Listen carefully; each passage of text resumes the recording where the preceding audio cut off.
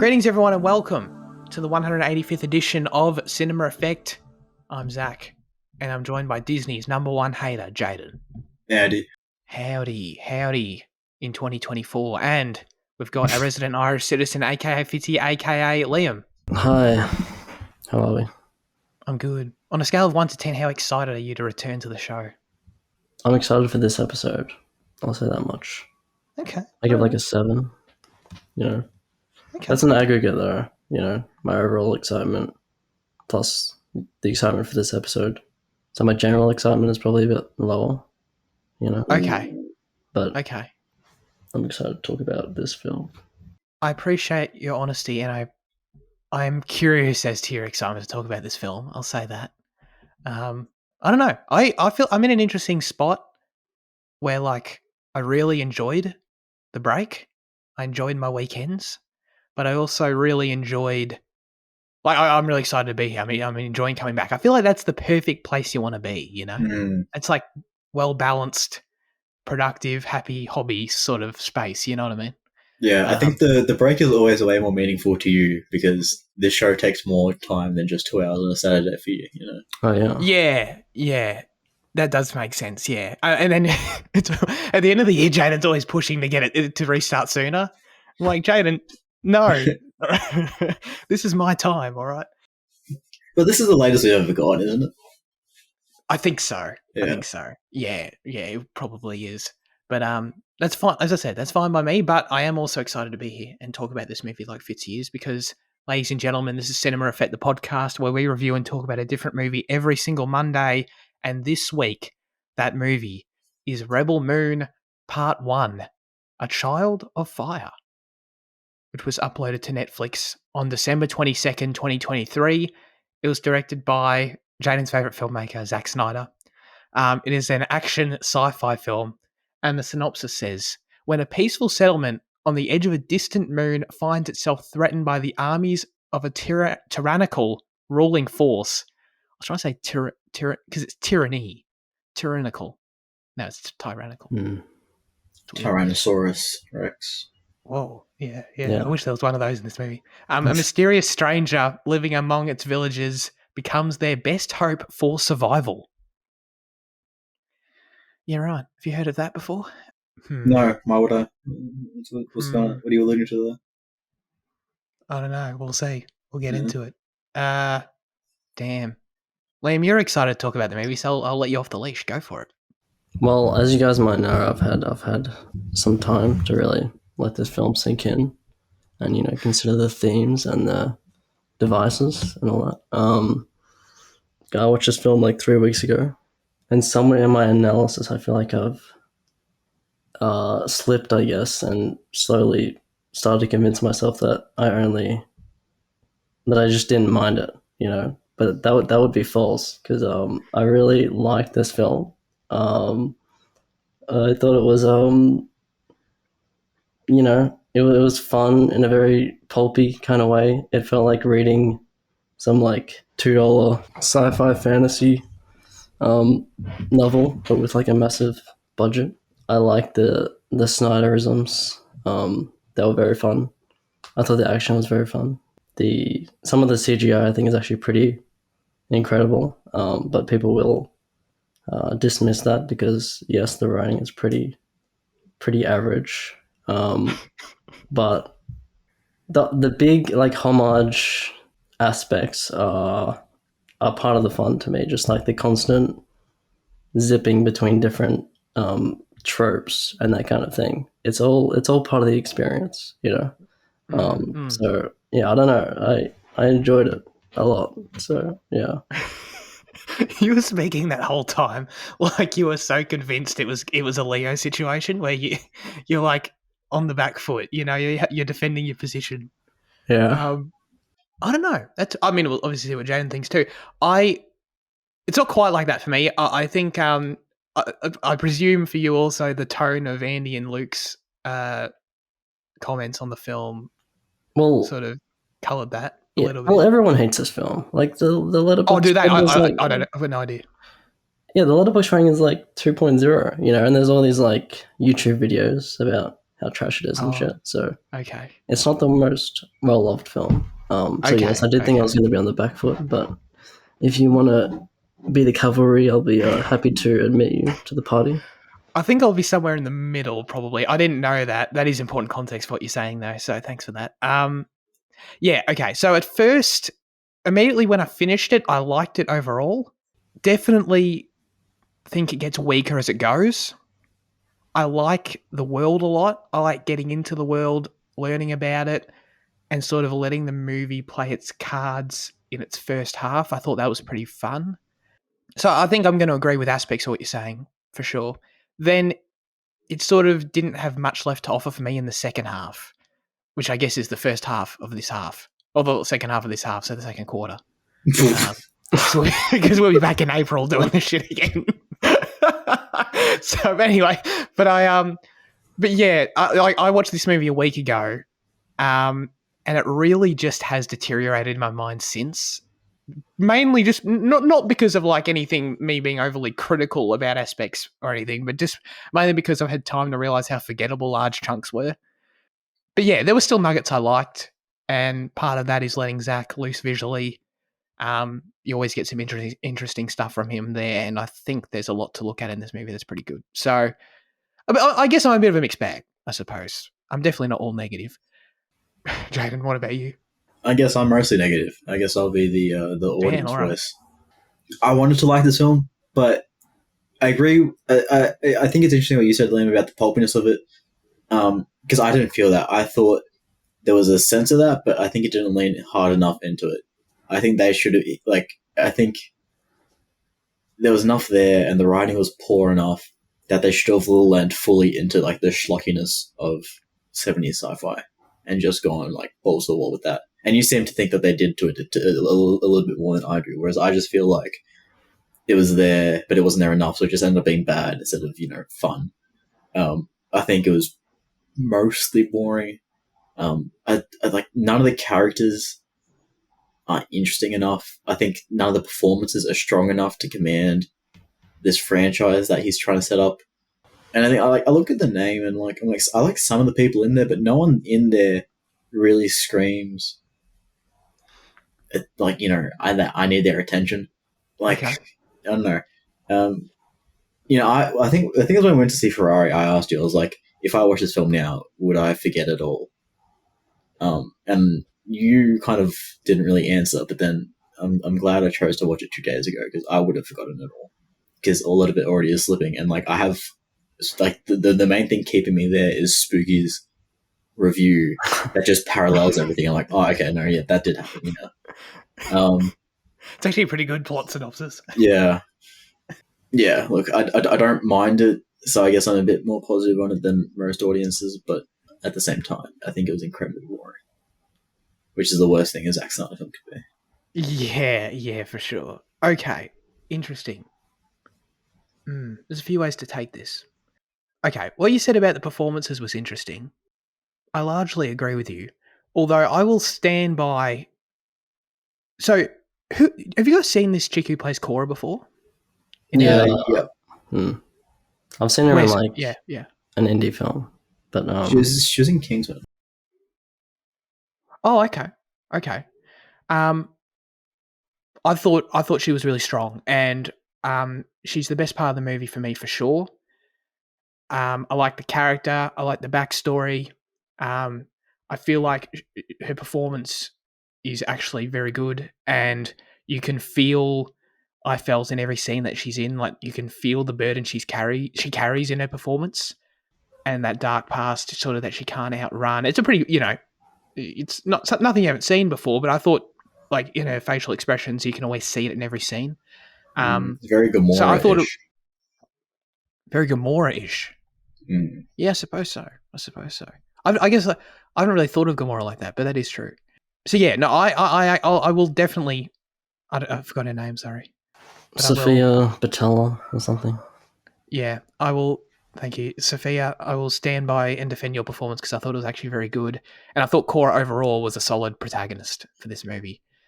We can get into the others, but Fitzy, do you agree with me on this? Yeah, I agree with that. She was No, yeah, she had that like sense of a troubled past to her that was like very believable. Her flashback scenes were very good as well. Yeah, they were highlights. Yeah.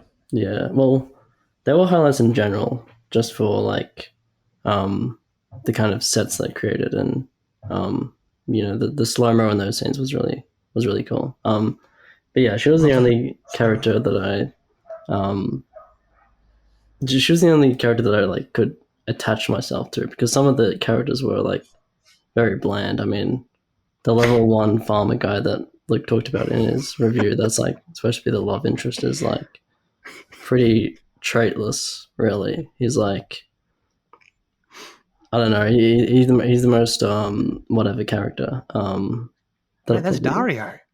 Huh? That's Dario, dude. Is that like Game of Thrones or something? What is that? Yeah. Yeah. I'm sorry. I've got trivia about. There's a whole thing with Dario in this movie that's pretty funny. But anyway, sorry. He was traitless. I guess I enjoyed like the other characters like archetypal like roles, like not their performances weren't deep or anything, but you've got the Han Solo mysterious like bounty hunter dude, and Oh the yeah. Jedi lady, and they were fun in their like archetypal kind of nature, I guess. Okay. Not through their their believable performance like Patella was, but Yeah. yeah. No, that's cool. I thought I thought Cora's backstory sequences were really strong for sure. Her importance and learning about her importance to the mother world and some of the dialogue and just the backstory around that I thought was all really good. There's the slow mo is obviously a character in this movie. There's no doubt in many places, but I thought it was really cool, especially in that there's that what dude that one cut that he does was so cool. I'm not gonna lie. When friggin' when she's like standing in the parade and she's like kissing her boyfriend or whatever, Mm. and then it like pans over and then it cuts to him dead like seamlessly. Yeah, That was I do fantastic. remember that. Yeah, that That whole was sequence so was really cool. yeah. And when she plants the flag in the ground, and Yes. it's Yeah. got that that symbolism there. It's cool. Yeah. Yeah. That is Zach going visual in a way that's like speaks to me. It's just cool. It fit too. Like it fit the backstory and everything. So I was into all that stuff. Jane, I take it. Oh, because don't get me wrong, I've got a feeling I'm gonna jump to your defense with some of these other characters that Fitzy's already mentioned. But what about Cora? Is there any soft spot in your heart for her? Not really. Look, if this movie was made 20 years ago, she would be played by Michelle Rodriguez. Because if you watch Michelle Rodriguez films like back 20 years ago, like Resident Evil or like Fast and Furious, this is a perfect role for her. The difference is that Michelle Rodriguez plays her Resident Evil role with a lot of fun, and she's really like kind of spunky. She like really kind of like she like really gets the role. She loves the games, and you can feel like she loves it, and you can feel like she's having fun. Whereas I feel like Sophia Patella was meant to have fun, the type of movie that it's meant to be. I just think it's meant to be more schlocky, more pulpy. And Liam was saying it's pulpy enough, but I don't think it was any at all. I just don't think the movie was fun enough, and I think she takes it so like I think the character I think everything about it takes itself too seriously, and I think she's probably like one of the guiltiest factors of that. Yeah, I think she's the one character that the movie does take a little seriously, but there's enough like camp elements at least in everything else. Like the army, anything with like the military dudes is like total camp. Oh yeah. Oh yeah. Especially the villain. I mean, he's kind of awesome. Like I loved his performance, and the flashback scenes to like Carrie Elwes and the surrogate dad guy. It's like that shit was all pulp. That went all the way. But I agree with you a little bit with Batella. Maybe she could have handed up a bit, but I do like that there was like one serious part of the film that was actually executed pretty well. Yeah, I agree. I agree with everything you're saying, Jaden. But like for me, like I think the movie takes it totally seriously, and I think that's why it works for me. Like, so Mm-hmm. I get what you're saying. Like in this, the movie overall is in this weird space of not committing to either side. The Cora worked for me so well that like I wish it was just a better script and it committed more to just being a decent story and a decent movie.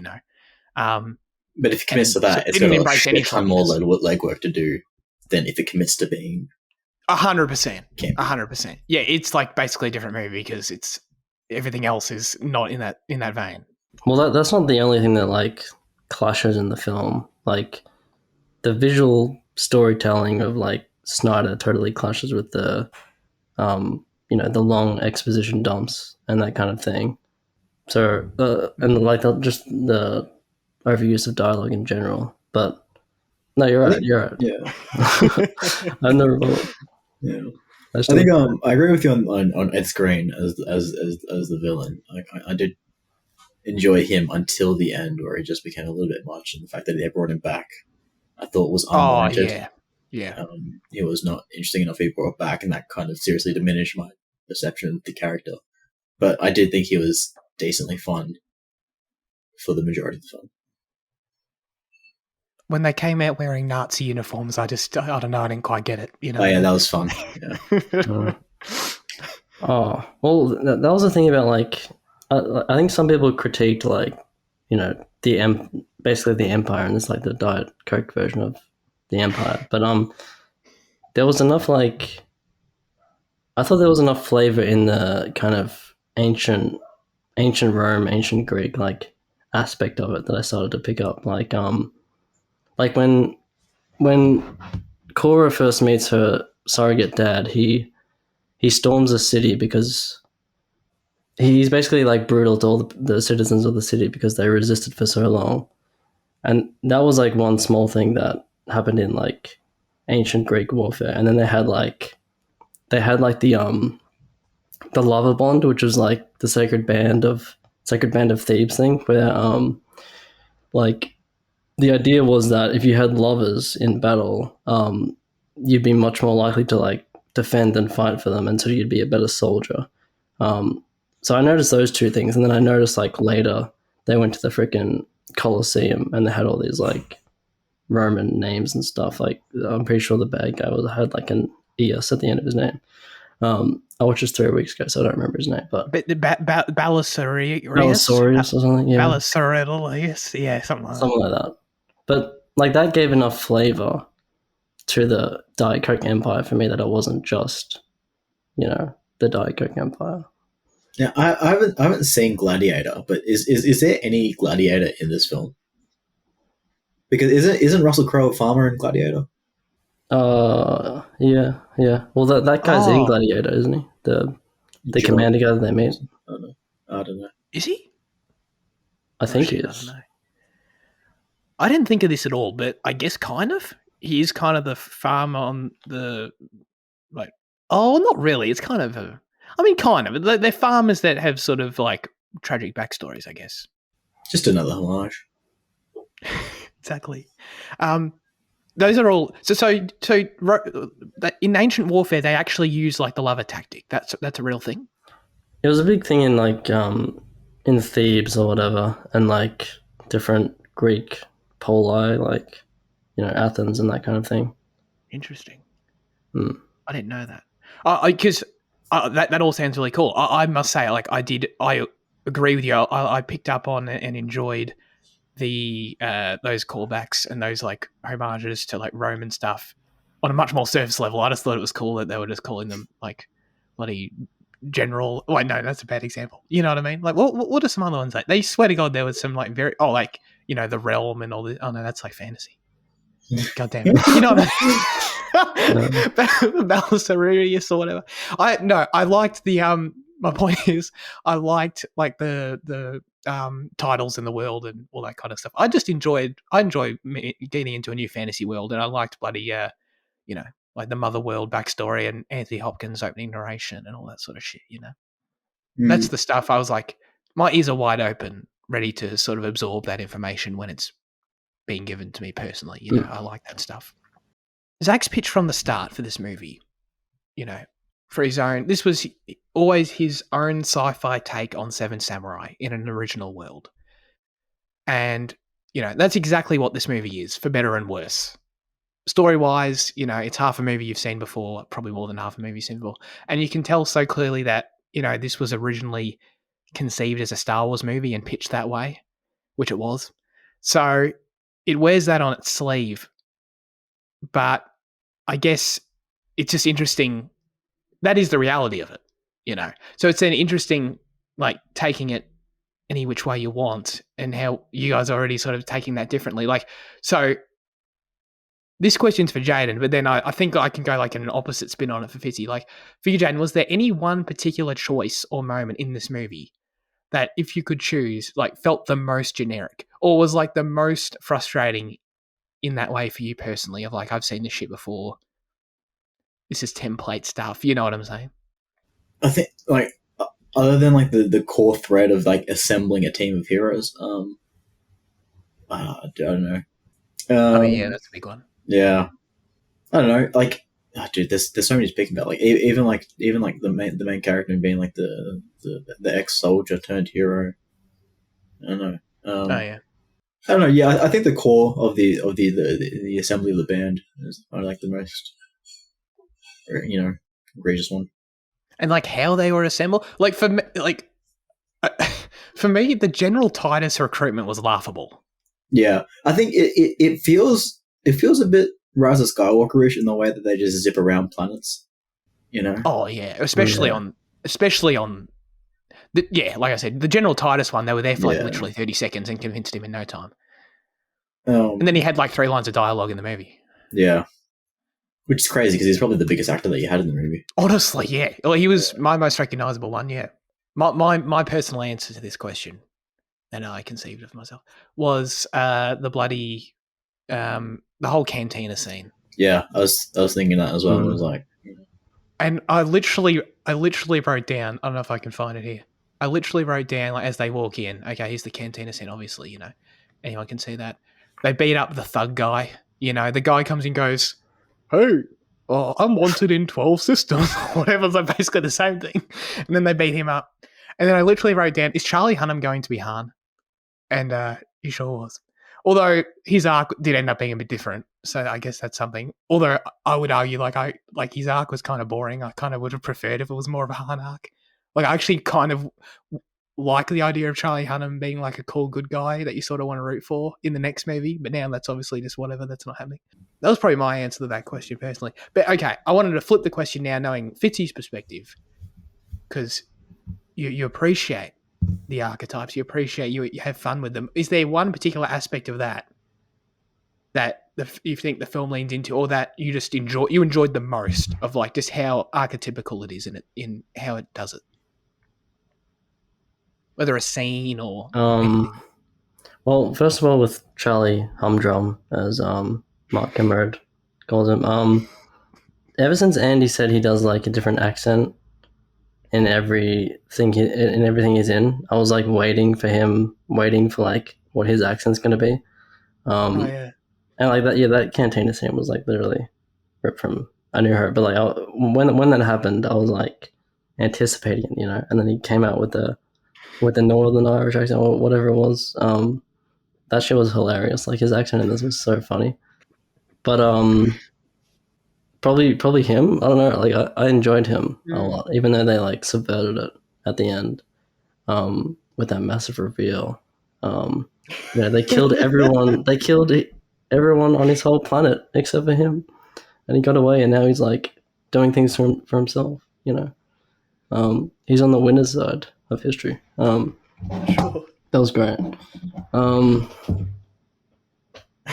That massive reveal. I just love how you put that. Yeah, it was massive, dude. Well, let me flip this question for both of you now. What's the most original part of the film? Shit.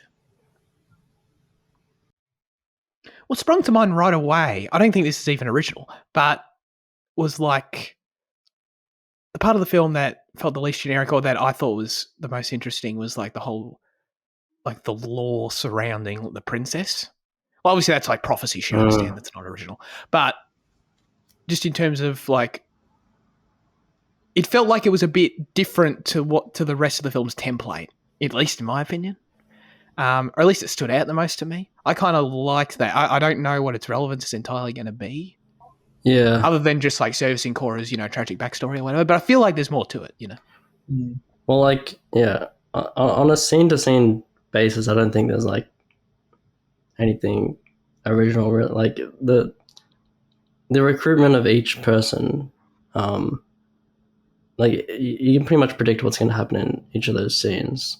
But like the overall vision, as Zach's kind of saying, is like not exactly just a light like died empire. There is cool stuff in the lore, and like the Roman thing I was talking about earlier. Like that's what gave it a bit of flavor for me. That's what felt different, I guess. It didn't feel like it was just some like evil presence or something. It felt like there was more behind it, I guess. Yeah, and like I loved learning about when like the king was assassinated and all that kind of stuff. Like, Yeah, that was good. I like that stuff personally. Feels like that's stuff that doesn't feel like. I mean, I haven't seen Seven Samurai, but that's stuff that it's like anything that doesn't feel like exactly out of either Star Wars or Seven Samurai template storytelling stood out, and I did actually like that stuff. How do we feel though about Luke I agree with Luke in his review, but like I wanted more. I did really like Anthony Hopkins as Jimmy though. I like Jimmy. Like, where's Jimmy? Why couldn't Jimmy be on the trip? You know, why couldn't he join the crew? I thought that was setting him up to be a cool part of the crew as well. Do you actually like him though? I mean, like, oh yeah, like dude, I love Anthony Hopkins. Like his vocals, I thought he was great. I love the idea of this like old war veteran robot who's kind of like treated like shit, but he's kind of also. I know he's sort of an exposition device, but it sort of made sense in that he sort of is a relic of the past. And I don't know, like I thought he looked really good too, to be honest. Like he kind of reminded me of K2. Yeah. So I was a fan, but I just want to see more of him in the next one, please, because he was not there much. But now we're gonna get his like 20-minute backstory of why he has antlers now. Like what has he been doing in the village since they all left. So you can look forward to that. Awesome. No, his voiceover was very good. If he was a part of the main crew, yeah, I feel like it would have slightly improved the movie a bit more. Like the group dynamics, but it would have also felt a bit too much like a C-3PO, and that'd be like a little bit too much Star Wars there as well. So, maybe it's good he wasn't there. Maybe again, but it's like the dichotomy of like just embrace it or don't. I guess I can. But I don't know. Like I can picture, and maybe we'll get it in the next one. But I can just picture some pretty solid exchanges between like him and the other characters, and like difference in him being a machine, or it's stuff I've seen before. But I feel like it could be fun. Have some how much decent do you comedy. think Anthony was paid to take this role? Good question. What was the budget for the film? I don't know. Do you reckon it's got to be? Do you reckon it's 200? I think it will. I think that's the number that was thrown around. It feels like a 200. 166 million. 166 for both parts of revenue. Oh, okay, all right. Good question. I reckon Anthony was paid $3 million. That's my guess. $3 million. I was going to say $1 million. Okay, maybe. I was thinking about it. I think in the low single mils is what I would say. But more than everyone else in the cast. I chose 3. Oh yeah, bloody what was her name? Isabella? What was her name? She got bloody yeah, she got 500K. Who? Sophia, sorry, that's completely mad. Sorry. But yeah, in terms of the budget, I guess we talk a little bit about the visuals. Let's just go all in on the visuals. Jen, you did mention you liked the way some parts look, right? Or am I getting you mixed up now already? Kind of, yeah. Okay. What did you like in this movie? Did you like the ship designs, for example? I don't love the ship design as a modern high sci-fi, but if, like Liam was saying, if this was like a shitty like 70s sci-fi novel that I picked up for $2, and like those ships were on the cover, I'd be like perfect. Yeah. Okay. Okay. So I think it has its place, Whereas like I'm not explicitly thinking right now that it's cool, but had it been one way or another in aesthetics or in tone or whatever, I think the ship design could have been cool, and I think a lot of the other stuff also functions as that. I think like the village farm setting functions as would kind of function in that 70s sci-fi novel. I think the blending of like, because this is a lot more fantasy than Star Wars ever was, in my opinion. Star Wars was, a fantasy to an extent, but this is way more fantastical, way more Lord of the Rings, Skyrim. Definitely on that home planet. I definitely agree. The Viking sort of community. I enjoyed that. Yeah. So I did like that aesthetic, because I felt like it did set it apart from most modern sci-fi, most sci-fi, in fact, in that it lent into that heavily. Yeah. So yeah. In that it was just Skyrim. Yeah. Skyrim in space. No, I did enjoy that well. I thought it was cool that the houses actually they look like houses like on Earth, which sounds like it would be bad, but I actually kind of liked it. Well, so that was cool. Yeah. They built like the whole village, and then Zack Snyder wanted like the crops to be like the perfect height or whatever. He was like obsessed about everything in the village. Okay. But in terms of that, the doubling down on the fantasy aspect, like the massive planet, wasn't that fucking cool? She has a massive planet in the background, and that's a bit much. I didn't like it. Yeah, I agree. Yeah. To me, the whole I was actually going to ask about this. To me, the lighting just felt really fake in that scene. Like the whole orange hue aspect of it, like just so huge on the horizon. Like that opening scene with them there, it felt like they just had a huge orange light in studio just shining on them. And it was like, yeah, it didn't feel very organic. But in daytime, I thought it looked great though.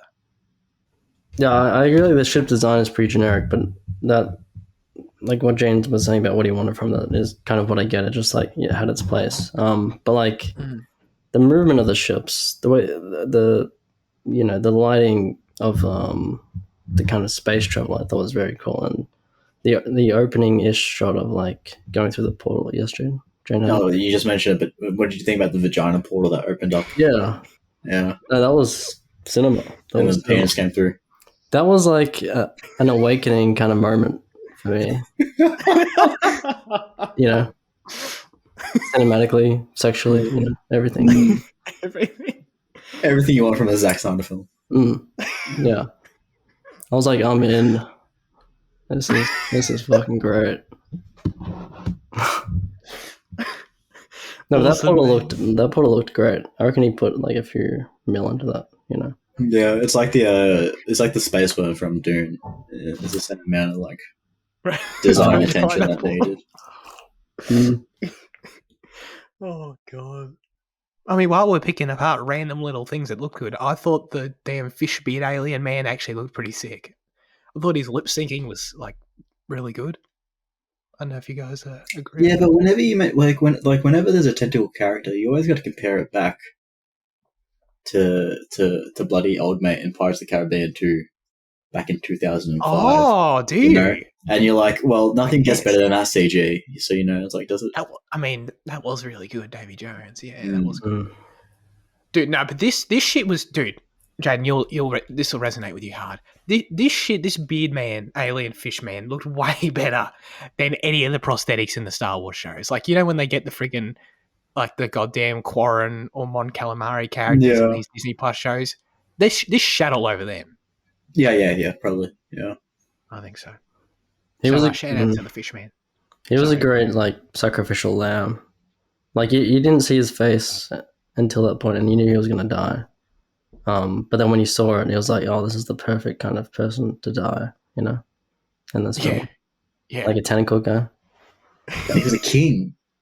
Yeah, he's a king. Yeah, tentacle king. Yeah, exactly. His execution was nasty though. Well, I quite liked that. The main villain's motif was just swinging a bat at people's heads and to kill them.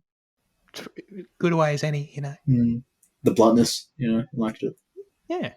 No, that's true. I guess while we're on the visuals, let's get into the action. Already, I sense dissension between us a little bit. Fitzy, you came out liking the action. Okay. Let's start. I've got a feeling we might cascade again, like we did at the start. So let's start at the top. How'd you feel about the action? Did you have a best action I've ever seen? Oh. Ripped straight from Heat, of course. From John Wick Chapter 4.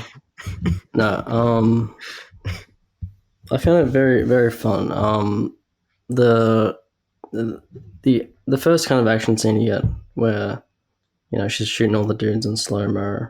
It was like, this is exactly what I expect, and it was good. I liked it. But then the best action I thought was like, maybe not action, but just like actiony sets was like the flashback scenes where you kind of got more of that quick fire kind of brutality or whatever. That was really impressive. I mean, this movie obviously, is slow mo overload, so it's a bit frustrating at times. But when the action is like just when he lets the action be itself, it's like really impressive, I think. Okay. I probably mostly agree. I thought the slow-mo fight in the barn was awesome. I totally agree. That was good stuff. It sort of I think it got gradually worse actually for me. I like the barn scene a lot. Maybe it's just because like I know obviously I'm well aware Zaddy loves his slow-mo, no doubt. But like maybe just like the first scene of it, sort of like I was reminded of, oh, this is actually a cool visual style. And then he sort of just kept doing it, and maybe is what you're saying. I just got a bit tired of it, maybe. Because I did really like the barn scene. I liked like we already covered. Love the flashback scenes. Then it starts dipping because then you get the hippogriff scene, and I'm like, this was a sequence in this movie. It was fine. Nothing wrong with it, but it was fine. And then you get like maybe I was just so distracted by Jenna Malone as a spider, but that scene was like it was executed pretty well, but I was just kind of like had no interest in watching this this weird CG animal spider Jenna Malone fight. I guess I was just distracted by that. But look, I mean, I don't know. There were lightsabers in it, so that's a bit of a win, I guess. So I guess I was still a bit mixed there. But then by the time we get to the final, dude, the final action scene of this movie was just like I could have fallen asleep in it. It was maybe it was just again, it was probably just a rehash of everything else in the movie, but it bored me, the final scene personally. Jaden, is this? You said I had a feeling you're more negative than me. Yeah, I didn't think any of it was really interesting. Okay. There's nothing unique to it in terms of gunplay or hand-to-hand or, swordplay and all that shit. We didn't really get a taste of space combat, so I guess that's still to come. Although I guess we kind of need to get that like one single gun like firing on all those ships. Yeah.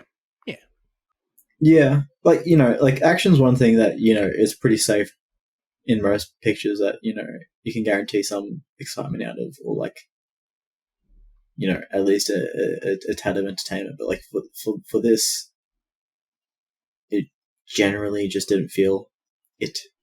I think the most exciting action scenes aren't really action scenes, but like it's like what I was saying with like the two kills that Ed Screen has, where he just bashes the king and then he bashes the other king. He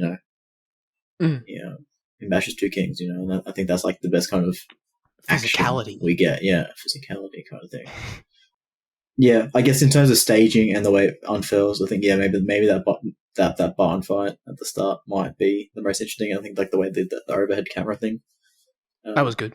Yeah. Yeah, but like, no, not much else. Gotcha. Perfect. The perfect cascade, just like I hoped. Beautiful. We might quickly run over any other characters that we haven't talked about yet, but I'll do this trivia first to sort of intro it, I guess.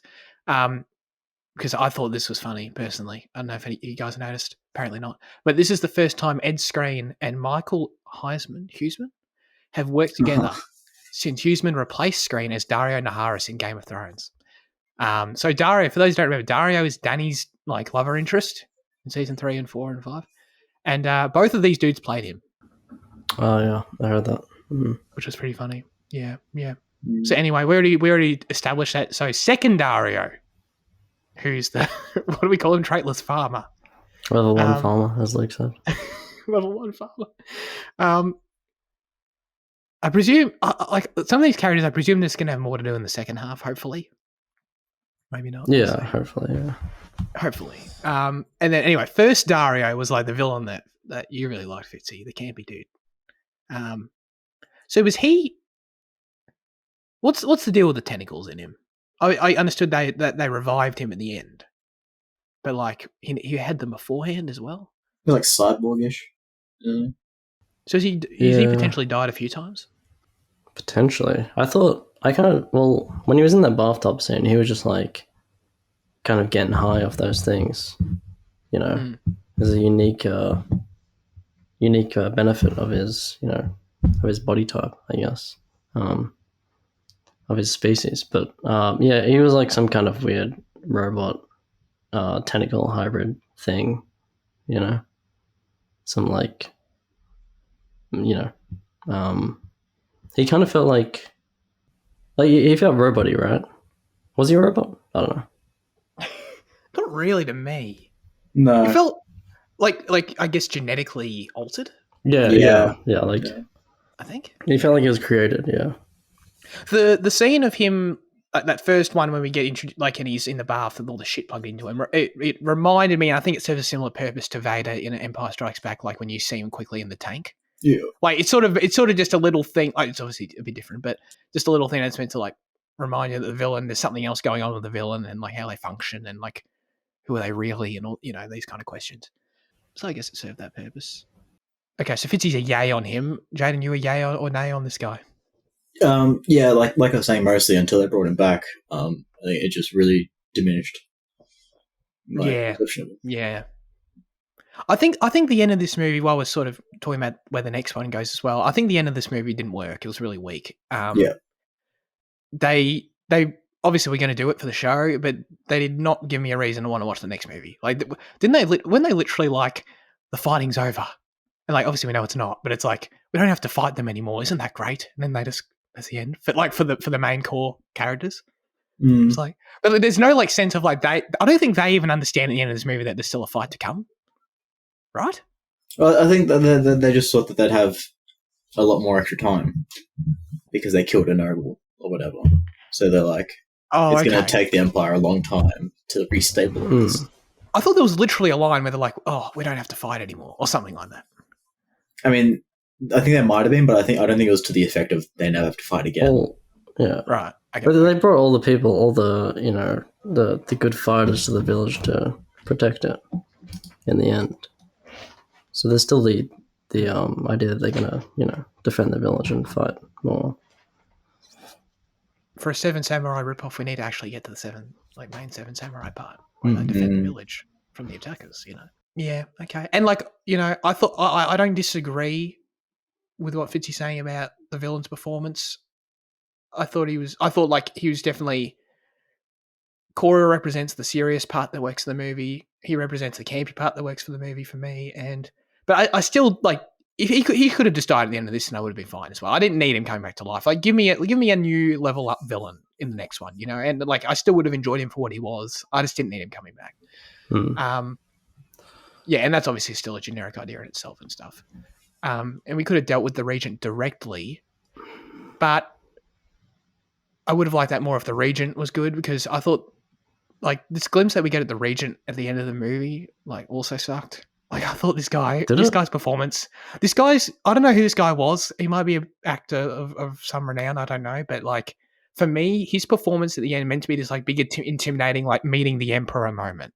His performance had zero screen presence in my opinion, and his fake beard was terrible. I don't know. Didn't work for me. What was that? Was that like a fucking? Was it not like a death thing? I don't know, I don't like what is that? I don't know. Like his little stick. No, like just like where like the end took place. Oh, yeah, I don't even know. Oh yeah, it was like some kind of plane or something, some kind of mental plane. I don't know. I agree that the ending is definitely a bit clunky. I didn't really want rip off Peaky Blinders guys like to come back, but I don't know. The dumbness definitely fitted in with the rest of the film. But yeah, I hope there's another villain in the next one for sure. I really agree with that. Yeah, I hope so. Give me someone a bit intimidating. I don't know. Give me a compelling character. Anyway, okay. We'll quickly we can wrap this up with some of these other characters. Okay, who are we missing? General Titus, yay or nay, or indifferent because we didn't see anything of him basically. Yeah, who? Well said. Jenna Malone, come on, yay or nay? No. reluctant. Yay, reluctantly, I guess. Like the campiness aspect. Yeah. I mean, I think that was the only part where I thought the CGI wasn't that great. Like her spider outfit isn't really good at all, but the backgrounds are nice. Yeah. The All the environments are backgrounds in nice. this film are nice. I like the establishing shot that we get of the mining planet city thing, and then we sort of just go into the underground and don't see it again. But I liked that glimpse. And the story was thematic. It's about occupation. Which is what they're doing with the village. So, well, genius. All right. Who are we missing here? Katana lady with lightsabers. Yeah, I know. Well, you need to give her a proper name for Andy's sake. How so? What's Andy's story with this? Andy really likes her. Oh, is she an actress that? Okay. Yeah. Okay. Sorry, Andy. But she's an A for me. Mm. Oh, I knew I was missing someone. Hippogriff Man. Big no. I'm a yay for him. He was jacked. I'll give him that. But Yeah. Yeah, you know what? He honestly, of the recruits, he actually honestly was probably the most fleshed out to me. And that's not to say I'm not saying he was incredibly fleshed out, but he might have been the most. Because at least he actually we had an actual 15-minute sequence of trying to recruit him, and there was a bit of an arc there, It was a bad sequence, though. You didn't think it looked good, Jane? I mean, doesn't matter if it looked like to be honest, it looked kind of fucky at points. But even the whole breaking of the hippogriff, it was just never interesting. I don't know, just him even him flying around and jumping off cliffs and shit. Just didn't care for it. It's an Alexander the Great callback though, not a hippogriff callback, because he tamed Bucephalus, his big black horse that he took into battle with the Persians. I'm just kidding, but I mean, it could be. For a ride there. That's a real story, but I mean, it's possible. It's possible that that's what Zack Snyder's referencing. But okay. Yeah, that story was already cliche when Harry Potter or Avatar came out. That's a ancient story, literally. So. Do we think that the hippogriff returns for part 2? As an 8th samurai? 8th samurai hippogriff. Surely. It could be like a bird in Lord of the Rings, next Deus Ex Machina kind of thing, Yeah. He just transports planets as well. Yeah. Wow. All right. He opens up his own vagina ball. Oh god, sorry. Do you reckon all portals open like that? Do you reckon in the next one only you're the see more? Hopefully only the main portal. Only Empire portals. Yeah. Dude, I put zero thought into the portals before this conversation, and now I'm just gonna laugh in the next one when they do it again. I'm trying to shut it down before it happens. No. Snapping at you, Liam. My personal favorite slow-mo shot of the film was when she dropped the seeds and the seeds hit the earth, and it was in slow motion because it was really symbolic of reaping what you sow when she's sowing the seeds for rebellion, and I think it really warranted the slow motion. Yeah, what Jaden said, but unironically. That's what people say about Zaddy's visual storytelling, though, right? Is it? I think so. People love that sort of shit in his films. I don't know, but at the start you're saying that he's my favorite filmmaker, but I went through his things that I've seen, and everything ranges from 5 to 7, bar this, which will be a 4. But Spoilers. Yeah. So how does this make you feel? Obviously, we're going to do part 2 in a few months here. How does it make you feel, Jane, that this isn't even the Rebel Moon in the title? Oh, isn't it? No. Oh. Because he's got this whole... Obviously, we understand now. He's got this whole lore world he's building out here. The Rebel Moon in the title is apparently, I guess meant to be... I don't know exactly, but it's meant to be, I guess, some sort of, focal point for, the actual rebellion against the Empire. That's not this. Oh, is that the one that was... Is that one that was referenced in the narration? I think so. I think so. Yeah, right, okay. Yeah. Yeah. Okay. So Yeah. How big does he plan to take this? Do you know? Is it meant to be 2 films and done, or is it meant to be a Star Wars situation? well, I think it's so it's this film. They were developing an animated series as well Okay. for Netflix. I suppose he has tons of ideas to then potentially do infinite amounts of shows and spin-offs and whatever else if it's warrants that, which is kind of like, I'm not saying I want that stuff necessarily, but it is kind of sad. It sort of seems like that stuff's not really going to happen based on what Fitzy told me about the reception. He was talking about a third film potentially. Like, Okay. I think that was part of his plans. Like the same way there might be like a third Dune film, because the third Dune film would actually like be important to the story. But yeah, there might be a third one. Well, I think this would that mentioned the animated series. I think that would play. I think a lot of the things in here would play better animated. Interesting. Okay, we'll see if we get that. Mm. I don't know. That's it. We can get to our final verdicts that Jaden's already spoiled for bloody, what's it called, Rebel Moon. Jaden's given it a 4. Any further comments? Not really. I think it's probably the one thing I said earlier. Like, the worst thing a Zack Snyder film can do is be boring, and it was boring. Sure. That's why it's your lowest rated Zack Snyder film. Mm. I paused it halfway through, and I thought, this is 7. Then I finished it. That ending was not good. I'm like, this is a 6. Then I've given it a week. Like I said, a bit forgettable, boring at times, which has now naturally got me to a 5. Feels pretty average. But, enough. I think I've justified enough things I liked about it to, score higher than Jaden. So I'm happy with that. Fitzy. 7. It's definitely a very clunky film. It probably should have annoyed me more than it did. But contrary to Jane, I found it very entertaining.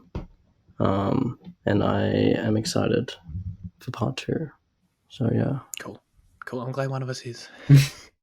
No, I am curious how it ends, sort of. I don't need to read. Like, I do like Luke's review. I think it's like we already said, I think it's funny and it makes its point. But like, I don't need to read it, do I? We're just in this weird space still with our contract with Luke, with reviews we read on. I think he expects you to read it, though. Isn't that what he said? He's like, letterbox reviews are meant to be read. But I agree. But like, the content of this review, like, I don't think it serves as the show for me to read it. I think people should check it out. Head to Luke's Letterboxd and read it. Extra content. Enjoy it. Extra content.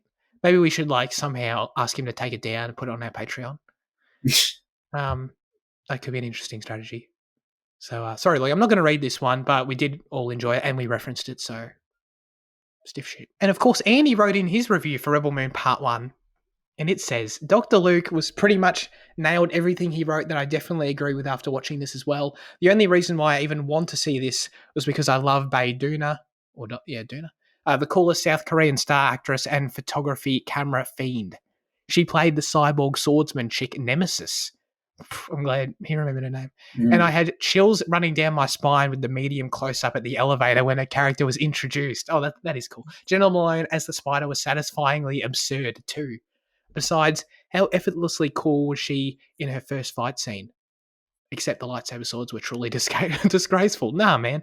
I can't stand the entire film my bae was a part of. Why does this feel like a highlight reel of the most generic plot beats you can possibly imagine for a mediocre, expensive sci-fi film?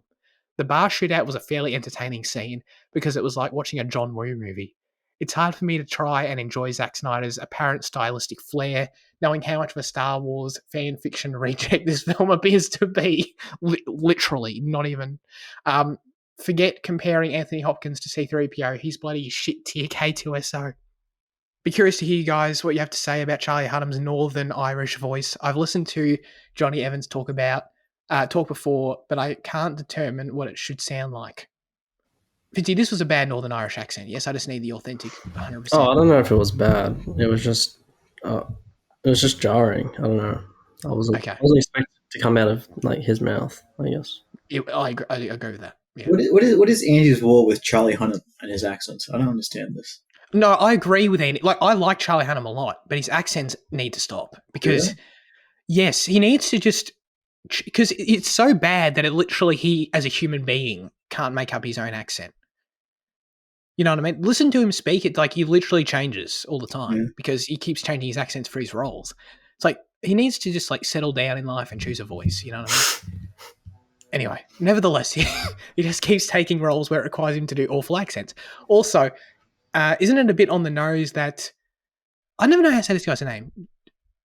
Digimon? Jamon? I'd say. Yeah, no, that's actually way better. His characters originated from the Colosseum planet just because he also acted in Ridley Scott's Gladiator. Looking forward to hearing your review of the most diverse Star Wars film of the 21st century with your return episode for 2024. And he gave it a 4 out of 10. Very good. Thank you, Andy. He's 100% on the diversity thing. You know.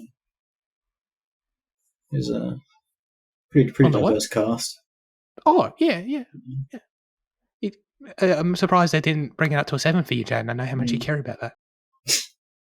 Have you ever thought about starting your own podcast? Let me tell you, if we can do it, anyone can. And that's thanks to Zencaster. Like a lot of other podcasts out there, our show is recorded over the web every week. But trying to record a podcast with platforms like Zoom and Discord can be an audio quality disaster. I'm sure you've heard some of the podcasts I'm talking about with long delays, sound cutting in and out. It is not pleasant. Zencaster captures studio quality sound for all of your guests right from your web browser. Zencaster's multi-layered backups ensure you always have your recordings in the highest quality, even if the connection is unstable. And with Zencaster's all-in-one platform, you can create and distribute your podcast to Spotify, Apple, and other major destinations all in one place. Go to Zencaster.com/pricing and use our code CinemaEffect to get 30% off your first month of any paid plan. That's Zencaster.com/pricing with promo code CinemaEffect with an E for 30% off today. Feel a sense of Zen with Zencaster.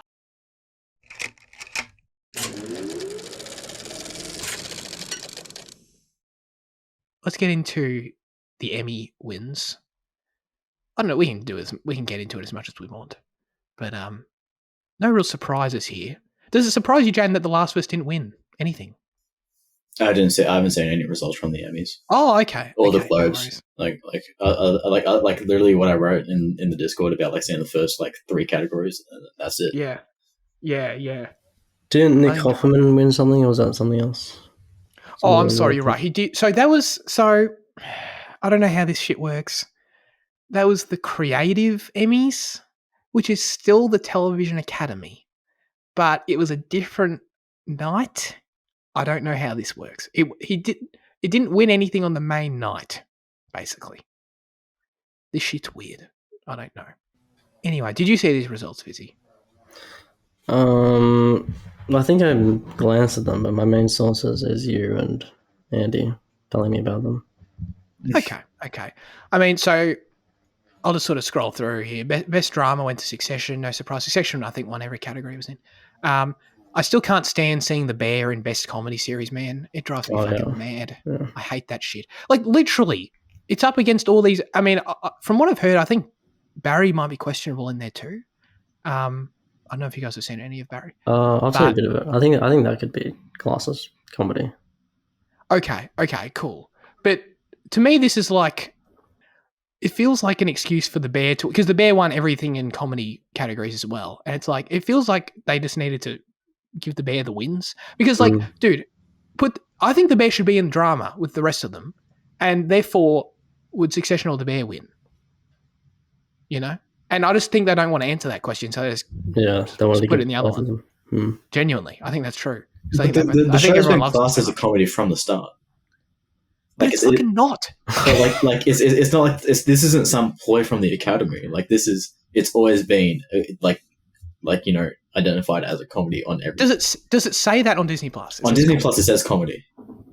Okay, I think that's whack personally, but okay. Yeah, I do. Yeah. We've talked about this, but it has comedic elements, but it's not really a comedy. And then Zach will counter with, Succession has better comedic elements. Yeah, exactly. I will. Yeah. It enrages me so much. I'll have the conversation 5 more times. Okay, so Sarah Snook, of course, won Best Actress in a Drama Series.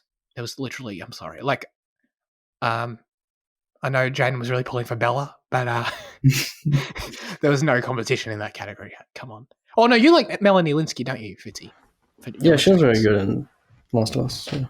No, yeah, she was. Yeah. Fitzy, are you as happy as I am that Kieran Culkin won Best Actor in a Drama Series?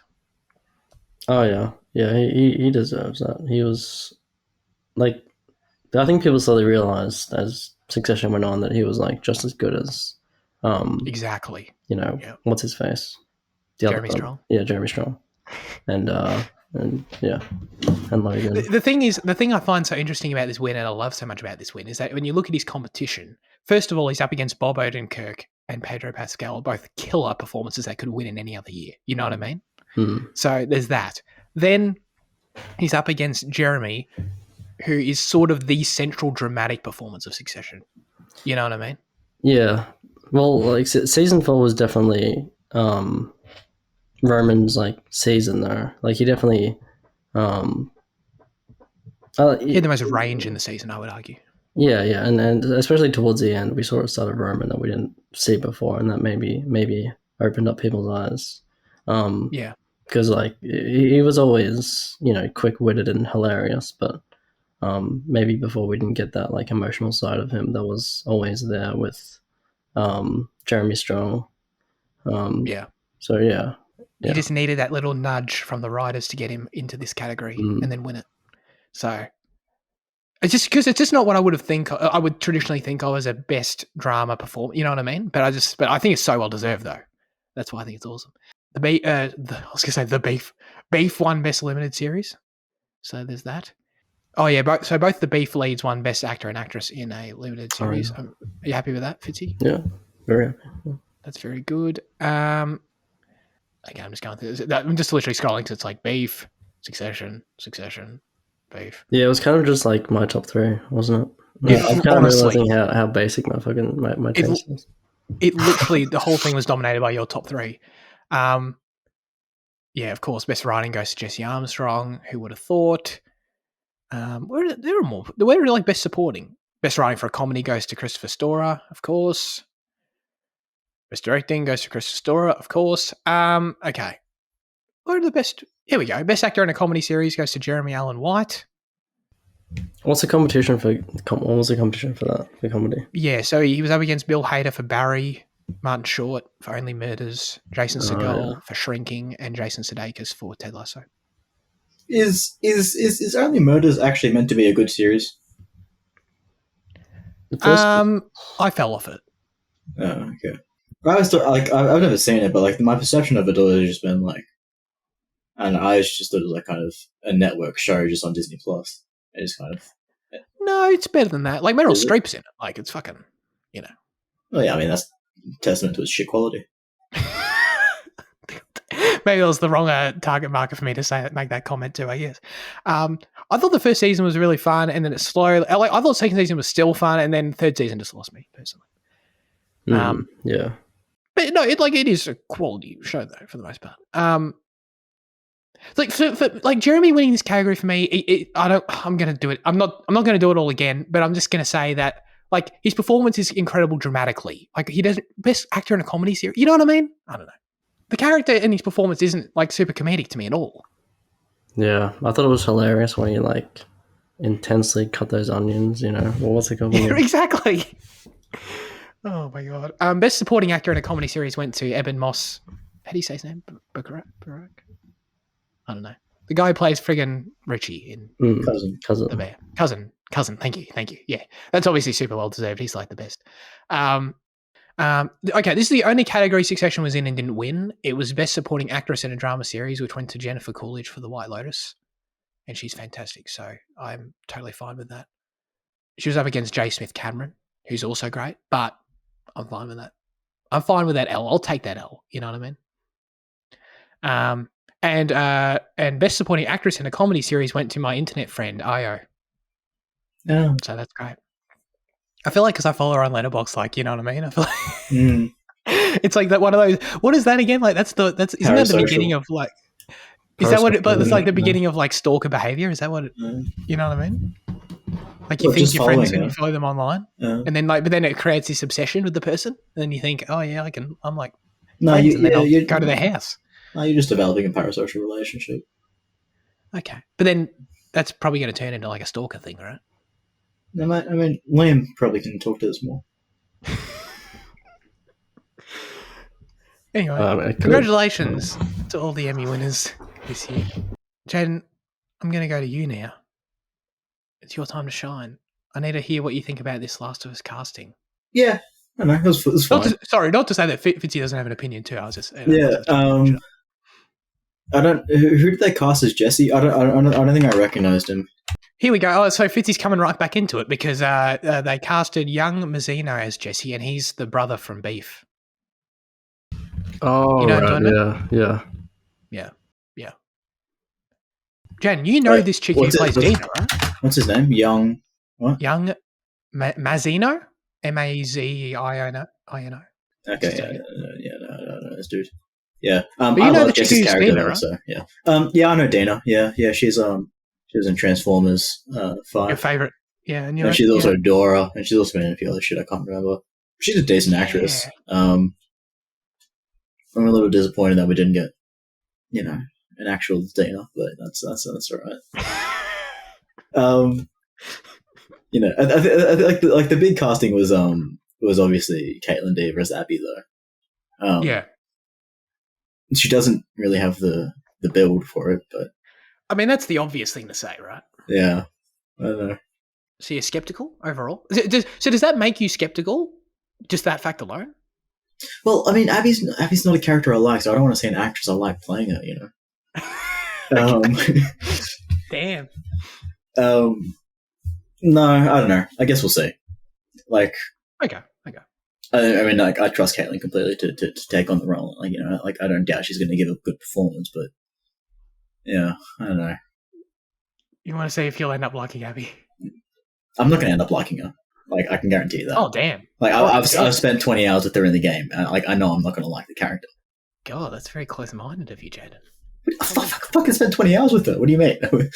No, I was like, but you don't know what they're going to do. They could give her some, they could dramatically change her and make her, I don't know, make her more tragic. And then you, feel sorry for her. How's she tragic? She lost it. No, I'm not going to spoil it. I'm not spoiling that shit. Fitzy, are you torn up by the fact that Caitlin Dever isn't jacked? I guess so, yeah. A little bit. I appreciate your honesty. She was in Booksmart, I guess. Yeah, I don't know what else I've seen her in, but she's a good actress. I feel like the casting has been pretty unconventional anyway. Oh yeah. I know we all love Pedro Pascal now, but I don't think he was the initial obvious choice. That might be controversial, whatever, but he fits the role perfectly now. So I don't know. I don't really like talking about casting in general because you can kind of, it's like the Daniel Craig Bond thing. You can kind of say anything, and it's you can always be. You can always retcon it, or I don't know. It just annoys me. Yeah, but I totally agree with that, but I still have fun. The only thing I can think of, because I think you're right, because in casting Caitlin Dever, who no matter how much she works out, she will never have she will never have the build of Abby. So I think they are obviously going to go for a more emotional ploy in an attempt to not necessarily soften the blow of what happens, but they're going to try and come at it from a different angle, I think, and make it more emotional and lean into her strengths, I think. Yeah, I totally agree. Yeah. Which, they shouldn't do because, they should, do that to the character. Yeah. Yeah. I'm all for this. It's interesting that I wonder how much her being in Uncharted 4 influenced this because Neil already knows her. So that came to mind for me. She's a great actress, so I think she'll crush it. I think the character is just going to be physically different, and I think that's totally fine. The thing is, I think it'll work as this take because I think you think it might be better if they do it as an emotional gambit. I think it'll be more effective. Yeah, sure, sure. Yeah, I'm cool with that. I don't need the same thing. Or exactly. This was a conscious choice. Maybe they responded to all the bad feedback from a masculine female character, which people don't like. Exactly. No, Neil's not that type. Neil loves challenging people that hate him. Oh, he doubles down. That's why he challenges the Palestinians all the time because he. Yeah. Oh God. Whoa. Oh yeah. Exactly. But yeah, forgot what I was going to say. Anyway, I'm fine with it. I obviously love Caitlin, so it's fine. Shut up. Did I throw Okay. you off with that Neil comment? Yes. Okay. Last thing, Jane. I'm going to tell you about this Star Wars movie. All right, and I want to get your raw thoughts. I want to get your raw thoughts here. All right. So previously, as I'm sure you know, you knew about they announced a celebration last year, the 3 upcoming Star Wars movies. Spanner in the works, Jane. And guess what? Fuck that. There's a 4th one, and it's coming out first, and it's called The Mandalorian and Grogu. The worst title any Star Wars film has ever possibly could have taken. 100%. Anyway, so this feels like the fact that it wasn't at Celebration. This is now slight Zack editorializing, but also still exposition done at the same time. The fact that this wasn't announced at Celebration last year makes it pretty clear this is a last-minute thing. This is a change in their plan. I presume, in their defense, I don't want to get all too negative, because in their defense, I think it's probably a strike element to it that they didn't foresee. But basically, they were obviously, John had written Mandalorian Season 4. They were obviously going to do Mandalorian Season 4. And the obvious speculation is that they changed Mandalorian Season 4 to be this movie instead. Oh, as like a finisher? Well, no, because Dave's movie is still going to be the finisher. Yeah. You know what I mean? So there's now just going to be a Mandalorian movie that is probably going to take the place of Season 4. So straight to streaming, you reckon? No, it's a theatrical film. Oh. We're going to be heading to Warren Bonds to see this thing, man. Yeah. Midnight release, let's go. Come on. See the volume at midnight. Are you excited? So John's directing it. Hitting theatres in probably 2025, maybe 2026. All those other 3 films can get pushed aside and wait a little bit for this one. You know what I mean? How do you feel about that? How do you feel about seeing The Mandalorian on the big screen? Okay, how did it affect your interest in upcoming Star Wars films? I'll put it that way. That's shifted. I just still don't care about the character. It's probably gonna be the first Star Wars, like modern Star Wars film that I don't go to see in theaters. As if you're not going to go see it in theaters. Come on. Mandalorian's a TV character, man. He doesn't belong in the big screen. I don't necessarily disagree with that. No, I'm just joking. Of course, I'll see it in theaters. Good. Against my wishes. Chill with me. Yeah. No, I don't know. This doesn't. I mean, like, maybe it'll work as a film more because you know how I dislike the season, and it's just pointlessness in just doing the different missions, sort of thing, and it just does nothing. Come the season end, you're where you started. Right. So maybe this might be more effective to tell a story. Possibly, yeah, that's true. But at the same time, it's something is. I actually think that's a good point. I think it actually might end up being more enjoyable than another season of like if it's another season like 3 where it's sort of a bit middling with these different quests, then like I actually agree with that's a good point.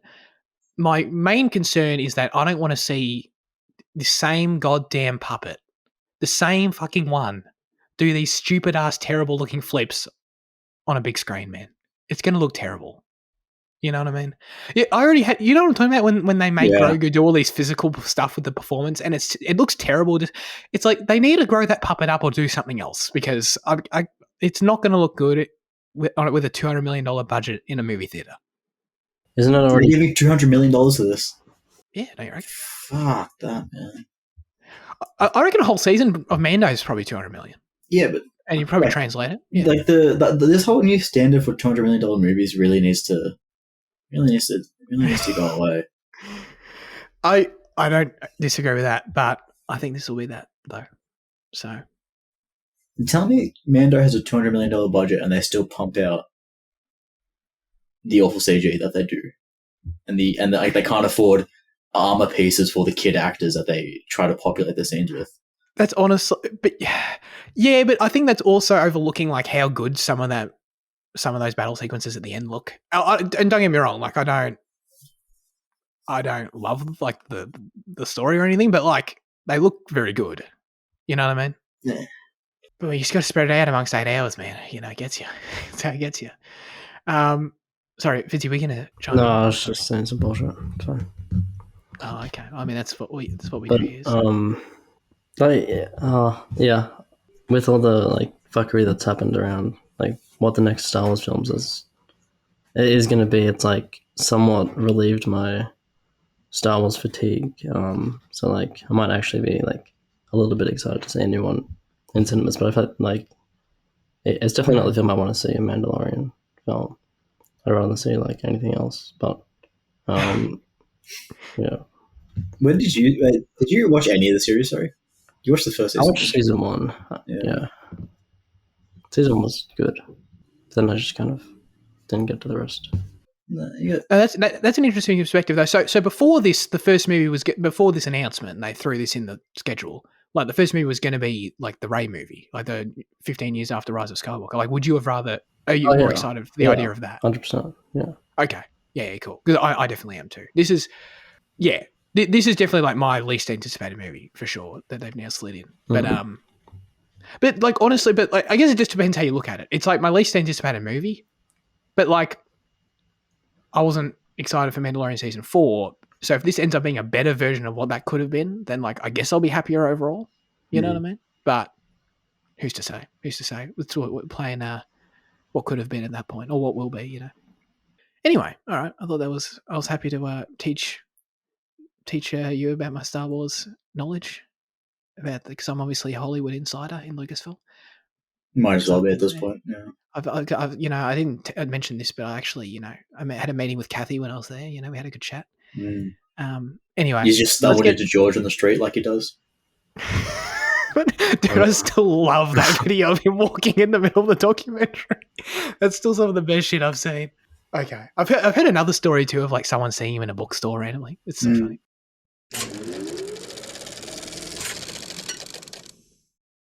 Now it's time for our highlights of the week. We agreed that because we've been on holiday, we're going to choose each other's highlights for fun. But we're picking first. We're picking Liam. Let's pick Liam. I'm fine with that. Let's pick Liam first. He's got the most to choose from. Well, Liam went on a big Parker Posey tear, so I don't know. Do you want to give us a rundown on that? Like all of it? Okay, I can try. I don't know what this is. Wait, we'll just wait for Zach to see how he feels about that. I don't know what that is. What is that? Just an actress that he's been binging. That is a person. Oh, you're more than welcome to take me through that. I'm happy to learn. Well, Parker Posey was known as the Queen of the Indies in the 90s because in 1997 or 6 or something, she was in like 5 big indie films in the same year. She just has an effect on certain people. You know what I mean? You either have it or you don't, I guess. On certain audience members. Yeah, well, I've like known who this is like for forever, even though I haven't seen her in anything really. Like, I guess she was in Superman Returns, and then I used to think she was Elizabeth Banks because they look so similar. So I used to think that she played the receptionist role that Elizabeth Banks does in the Spider-Man films. I'm like, oh yeah, that's Parker Posey. So like partly I've come to know her through inaccuracy and self-deception. But I decided to watch her like I think it was like one of her breakout roles, Party Girl, where she's like actually she's the main character, like because usually she's just like some background actor or something. But she's just like she's an amazing actress. She's just got so much charisma and like I watched a bunch of shitty films that she was in, just for her. I watched this film, The Architect, which was like a Lifetime movie. Yeah, it was like the architect character was kind of like jaded, no right angles in nature and all that, pretentious shit. Like, so, oh my god, it was a Lifetime movie. Holy shit! Oh no, it had like a Lifetime kind of script. But it was like there was some actors in it, like the Will and Grace guy or whatever. It wasn't like totally like Hallmark, but yeah, there was some good films that I found along this Parker Posey journey.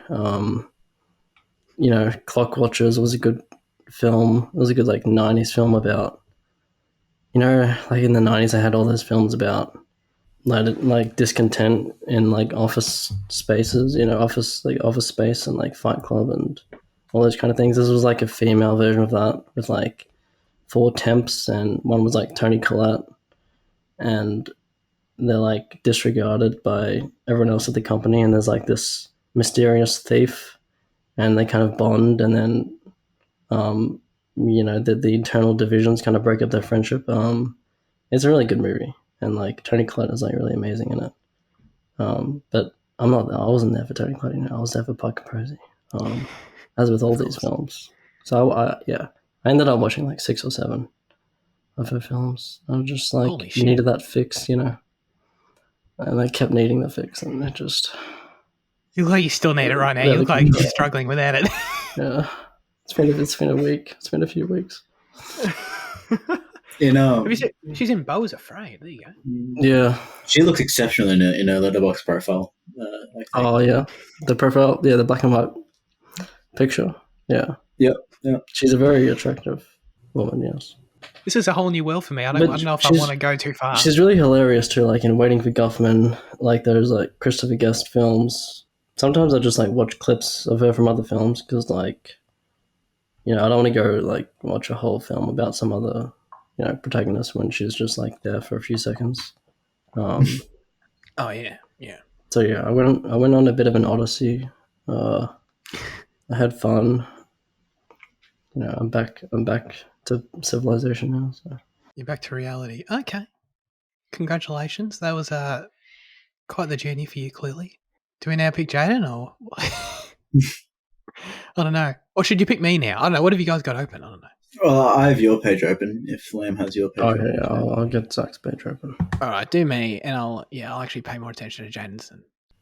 Saltburn, I guess. I want to hear you talking about Saltburn. You want to hear me talk about Saltburn? Yeah. Do you? Oh shit. Okay. Wait, hang on. Is Jaden second? What is Jaden second that? Yeah, I'm fine with it.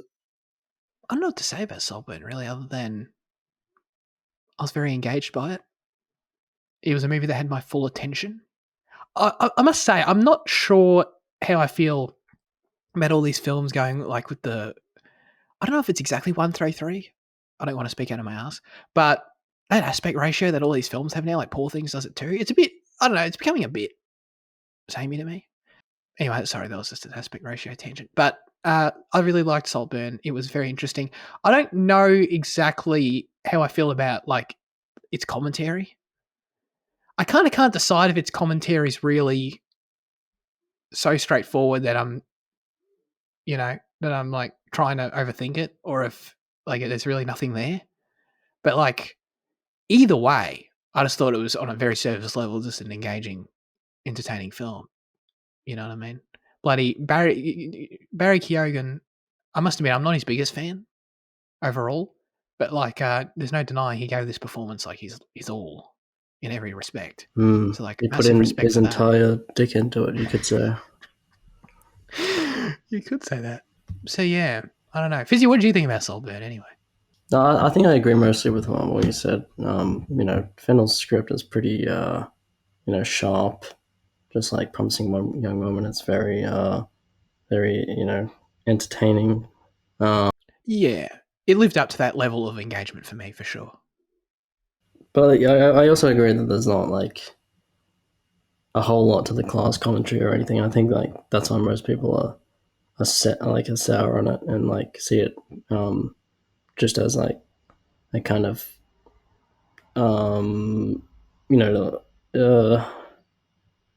they see the shocks as kind of like false or whatever, because they're not like contributing much to the message that should probably be there in a class commentary film. But I agree with you. I was there all the way too. Yeah, the class commentary thing it wasn't an issue for me. It didn't bother me. It was just more I was thinking about it and couldn't really. It was just an observation, I suppose. It wasn't like didn't knock it down for me personally. It didn't bother me. But it was something worth thinking about. All right, it's time to pick Jaden. What about The Boy and the Heron? Oh, Jesus. Yeah, no, that's fine. Let's do I? If you want to do it. Yeah, fuck, all right. Yeah, look, this is, I don't know. Like, you've picked a film that's been talked about tons, but to be fair, we did the same for you for Saltburn. We haven't talked about it. True, we need it. I haven't heard anyone talk about it. We haven't talked about it, but people have, People have talked about every film. Like, what do you mean? Yeah, but Boy and the Heron, it's been talked in Saltburn. We need to put exactly. That's why we got to choose it. Yeah. I really enjoyed it, but it's probably my least favorite Miyazaki film or Ghibli film I've seen. I think that because we went to see the English dub, and we'll front row, which is fine. But I think the English dub was probably benefited for that fact that I didn't have to look at subtitles and then look at the entire screen and like miss out on shit. Yeah, true. And honestly, I didn't mind it. In the end, I think Pattinson was great. The boy, whoever that was great. I don't know who that was. No, Christian Bale he lent his voice well as well. Like the voice cast was in the English dub was pretty outstanding. And I think they all delivered like rather convincing performances, especially Pattinson. I think that Pattinson is incredibly impressive. Like he did what voice actors should do and just transformed himself. Yeah, he really did, actually. Who does he play in the film? Is he the heron? He is the heron. He is unrecognizable. Yeah. Really? Story-wise, it's a lot more intimate than some of his other stuff. Actually, no. Actually, that's not even true. I think all his films are pretty intimate. But this taking this specific glance at this child and then his relationship with his parents, it explores an interesting thing, and I think where it resolves is it's too Japanese to work for a English audience. I think Zach knows what I'm talking about when I say that. I think, right? Yep. I'm that simple white guy. Yeah. Visually, it is awesome. When he gets transported to this other world, I think every this kind of surrealist take on, I don't know, heaven or an afterlife in a way, I think is gorgeous, and I loved looking at. Yeah, I don't know. I think it is lengthy, which is something that you don't really experience with other Ghibli films. Even Mononoke, which is the longest film of the time, like when they made it, I never felt that it was lengthy. So the fact that you can kind of feel it in this one is probably a comment to the pacing or something on that effect. But yeah, rather exceptional, but bit of the lower tier of Ghibli. It's whereas like Zach feels differently. It's like Fitzy's PTA ranking, where it's like, oh yeah, sure, yeah. The bottom is still very good. Yeah, Hard Eight is. I love Hard Eight to give a bit of context. I love the point they have to give a bit of context. Yeah, exactly. Yeah, that's right. Very true. I'm sorry for making you talk about new films. I hope you don't. I wanted to talk about Resident Evil again. That's why I'm pissed off. What do you want to talk about? Can if you want. Resident Evil. I rewatched that shit. Nah, it's alright. I've said my piece. I'm surprised that you had Fast 10 out of 5. I thought you liked these movies. Fast 10 was unfortunate, and then they did something at the end that was really fucking dumb. Do you guys ever watch it? And do you care if I say what happens? Is that the one where they go to space? No, they went to space in number 9. It was that was the last time they would have been there, done that. I'll go with Fitzy's decision. I'm indifferent. But I feel like you care about spoilers, so I don't want to say yes. No. I'm relinquishing. I really do. I don't mind. I've been spoiled a ton by this franchise anyway. Right. So Gal Gadot's character dies in fucking 7, I think, and that's fine. That's awesome. She's gone because she's a shit actress and her character's boring anyway. She was only ever there. I knew it was going to come back to for Sun Kang, and he was dead anyway, so it didn't matter. But then they brought Han back. So awesome, Han's awesome. Han is a brilliant character, Han rocked up in number 3, right? And they killed him off straight away in number 3. But then he was so awesome, they brought him back straight away for 4, 5, and 6. And 7, I think maybe even. No, 6. So this series has a trend of killing people and then bringing them back. They did it with Michelle Rodriguez. They've done it a ton of times. But Gal Gadot was just one that was completely unnecessary, and she just rocks up at the end and just winks and and then the movie ends. It's what the fuck is the point of that? But that's not the only reason the film not that great. It sure sounds like it. They have this whole Rome action sequence, and given Mission Impossible's Rome action sequence from the same year, it just doesn't stand anywhere near. And I think it just feels a lot more awkward. A lot of the interactions. I think people are getting really tired of Vin Diesel on set, and I think it's starting to show through the cracks. You know, Oh shit. I honestly can't remember what the other major plot beats are, which is probably another bad thing about the film. But Jason Momoa is just there, and he's kind of like all powerful, and like he just doesn't serve as an interesting villain, to be honest. Okay. So John Cena rocks up again though. John Cena was alright. Oh, okay. That's good. He's like a good guy now, right? Yeah. So when this franchise kills people and brings them back, this is the part that confuses me. Do you ever see bodies? No. Well, they kind of recontextualize how people die. So like in Tokyo Drift, where we see Han die, we see him like get hit by a car, and like we see the car like get fucking like flip and shit, and he's just dead. But then in number 6, I think it is, we see Jason Statham kill Han, because we see that Jason Statham was driving the car that kills Han, and it was intentional. So it was an assassination attempt. But then in number 9, when they bring Han back, yes, we see the same scene again, but they recontextualize it again. So like, how? Huh? I honestly can't recall how they recontextualize it. If I can't remember if he crawls out of the car or if he swaps the car at some point. It might be that. Okay. But all yeah, right. So what they do is they recontextualize scenes. Like the same with Michelle Rodriguez, is when she died in number 4, I think. And then she rocks up again in number 6, and then just like, oh no, she didn't die. We just had her transported to. I was like, okay. Okay. So interesting. Yeah. But like, yeah, number 10 was just really disappointing coming off the back of number 9, because number 9 had like an amazing emotional punch. So, yeah. But interesting. I kind of want to get into this franchise just to like see how that shit works. I mean, it does fascinate me in general, the whole thing, to be honest. So, Brie Larson rocks up and does very little. She should have had more to do. So she's never been in it before? No. So she's a new character and she didn't do much? Yeah. Oh, that's weird. She does enough that's like it's significant to the plot what she does, but she's not in enough screen time. I mean, she'll be sticking around for the future. Wait, isn't the next one the last one? No, or is that? Who knows about that? Yeah. Right. Okay. All right. Anyway, that's enough of what we watched. And we got no question this week. So that's it for this week's episode of Cinema Effect. Thanks everyone for tuning in. What are we doing next week? This is a genuine question. Yeah, I don't. That was a perfect transition for Liam to tell you. Bro, I don't know what we're doing next one. We're doing Before Sunrise. Oh, we just started on that, didn't we? Okay. Wait, that is the... oh my God, what's the order again? So that's the first one. Yeah, sunrise, sunset, midnight. Sunrise, sunset, midnight. Okay. Mm. All right. Yeah. That's fine. Yep. We're doing that one.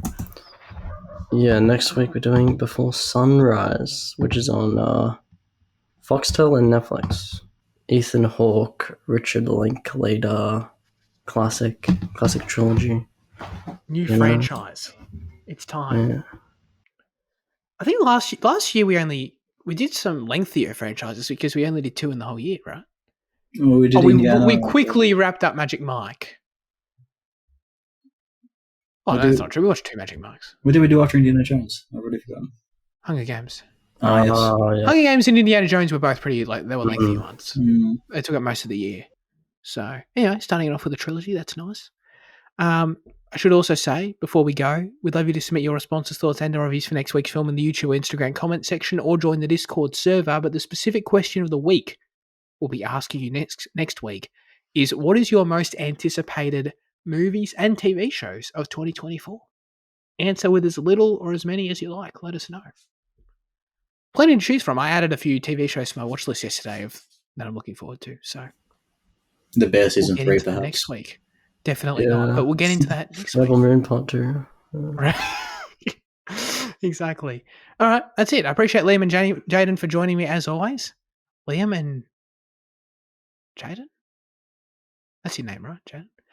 Yeah. Have a great rest of your week. Losing it. And goodbye. You can tell we've had 4 weeks off here. Mm.